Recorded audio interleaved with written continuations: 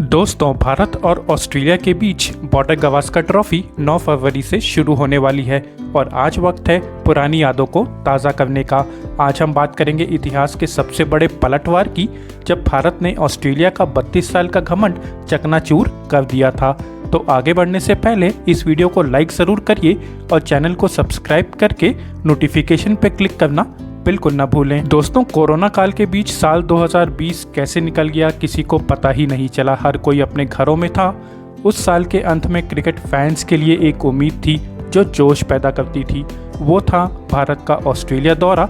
विराट कोहली की अगुवाई वाली टीम 2018 में ऑस्ट्रेलिया को उसी के घर में हरा के आई थी।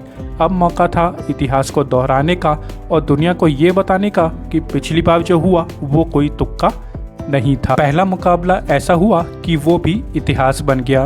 दूसरी पारी में टीम इंडिया सिर्फ 36 रन के स्कोर पर आउट हो गई। भारतीय क्रिकेट इतिहास का सबसे कम स्कोर। ये वो चोट थी जो ऑस्ट्रेलिया से लेकर हिंदुस्तान तक हर भारतीय क्रिकेट फैंस ने महसूस की। कप्तान कोहली पहले मैच के बाद वापस घर आ गए थे। भारत ने दूसरा टेस्ट जीता, तीसरा टेस्ट लड़कर ड्रॉ करवाया। अब बारी आखिरी मुकाबले की थी, ब्रिस्बेन का गाबा टेस्ट, जिसकी दुहाई दुनिया में दी जाती है। उछाल वाली पिच, मुंह पर पड़ने को तैयार बॉल और 31 साल का अजय रिकॉर्ड, जहां ऑस्ट्रेलिया को 3 दशक से कोई भी टीम हरा नहीं पाई थी।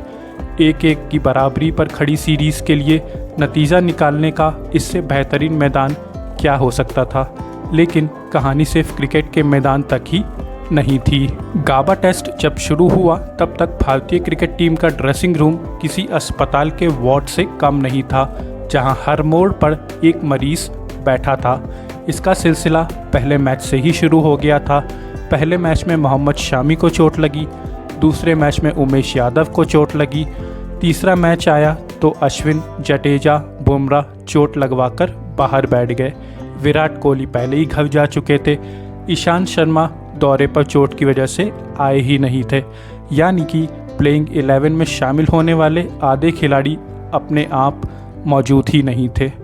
अजिंक्य रहाणे की अगुवाई में टीम इंडिया के सामने तब मैच जीतने की नहीं बल्कि 11 खिलाड़ियों को मैच लायक बनाने की चुनौती थी। ऐसे में आखिरी बाण निकाला गया, यानी जो भी खड़ा है वह युद्ध भूमि में आखिरी दम तक लड़ेगा। ऐसे खिलाड़ियों को खिलाया गया जो इस दौरे पर सिर्फ इसलिए आए थे ताकि वो नेट्स में बल्लेबाजों को बॉल डाल सकें। उस दिन भारत की तरफ से 2 खिलाड़ियों ने डेब्यू किया।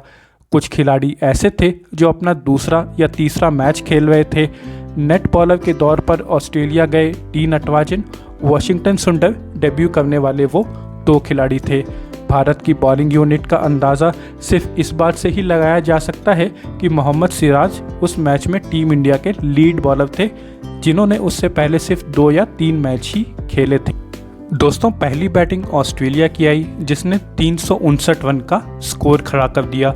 नटराजन ने अपने पहले ही मैच की पहली पारी में 3 विकेट निकाल लिए थे। एक मैच में जीत, एक मैच को ड्रॉ करवाने के बाद टीम इंडिया के हौसले बुलंद थे। रोहित शर्मा, शुभमन गिल ओपनिंग करने आए, लेकिन टीम इंडिया को शुरुआती झटके लगे।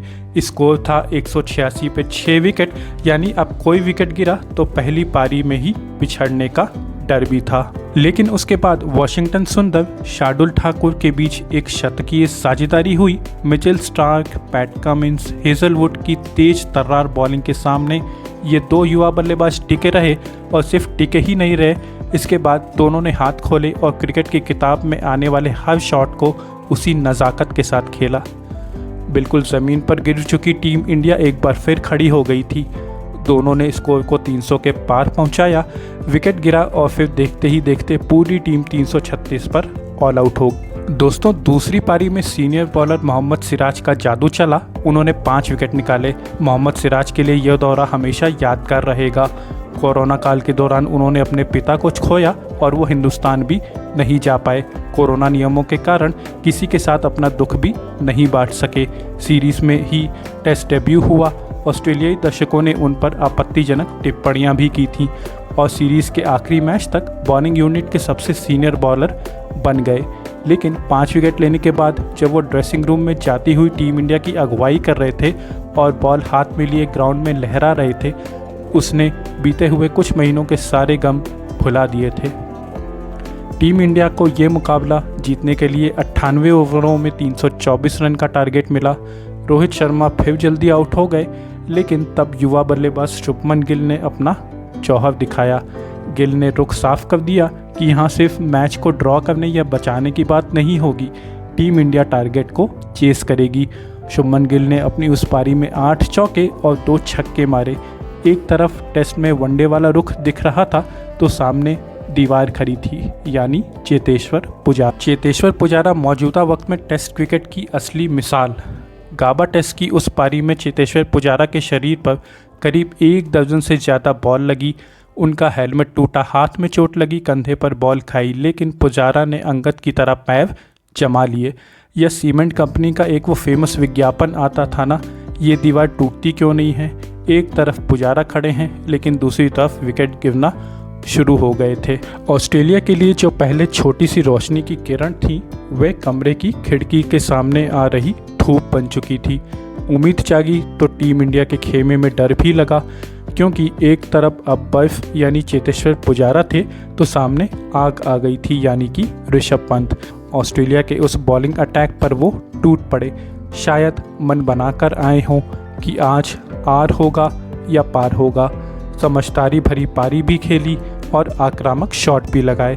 खासकर नेथन लॉयन को ऋषभ पंत की उस पारी को जरूर भूलना चाहेंगे। पुजारा आउट हुए तो मयंक शार्दुल के साथ उन्होंने पारी को आगे बढ़ाने की कोशिश की, लेकिन अंत में वाशिंगटन सुंदर के साथ एक छोटी सी पार्टनरशिप कर ऋषभ पंत ने आखिरी चौका अपने बल्ले से लगाया और गाबा के घमंड को तोड़ दिया। उस मैच का सार इतना ही है, लेकिन ये घटना इस साल से कहीं ज़्यादा बड़ी है। 90s के वक्त वाले क्रिकेट फैंस के लिए साल 2001 का कोलकाता टेस्ट सबसे ऐतिहासिक था। उसके बाद बर्फ का वो मुकाबला आया जब सिडनी में मिले जख्मों को धोया गया, लेकिन आज की पीढ़ी के लिए गाबा से बढ़कर कुछ भी नहीं। वो भी तब जब आप अपनी फ्रंट टीम नहीं थे, शायद बी या सी टीम थे। उस वक्त में गाबा को जीतना काफ़ी बड़ा था। रवि शास्त्री और विराट कोहली ने तो यहाँ तक कहा कि ये वर्ल्ड कप से भी बड़ी जीत है। इसके अलावा जो दर्द था वो अपनों के चोटिल होने का था और पिछले मैचों में हुई लड़ाई का भी, क्योंकि इससे पहले सिडनी टेस्ट में जिस पार्टनरशिप ने ऑस्ट्रेलिया के मुंह से जीत का निवाला छीन लिया था और भारत को एक हार से बचा लिया था, उस पार्टनरशिप का हिस्सा रहे रविचंद्रन अश्विन को ऑस्ट्रेलिया की कप्तान टिम पेन ने मजाक के दौर पर ही सही, लेकिन धमकी तो दी ही। खुद की फॉर्म, विकेट कीपिंग पर उठ रहे सवाल, पिछले मैच में मिली हार, जीत के बाद रोड़ा बनी पार्टनरशिप से परेशान कप्तान टिम पेन के सामने उस वक्त इसके अलावा कोई चारा भी नहीं था। वो बार बार अश्विन से उलझ रहे थे, अश्विन उन्हें तपाक से जवाब भी दे रहे थे। खैर, अश्विन गाबा के मुकाबले में तो नहीं खेले, लेकिन उनके साथियों ने जवाब टिम पेन को ज़रूर दिया।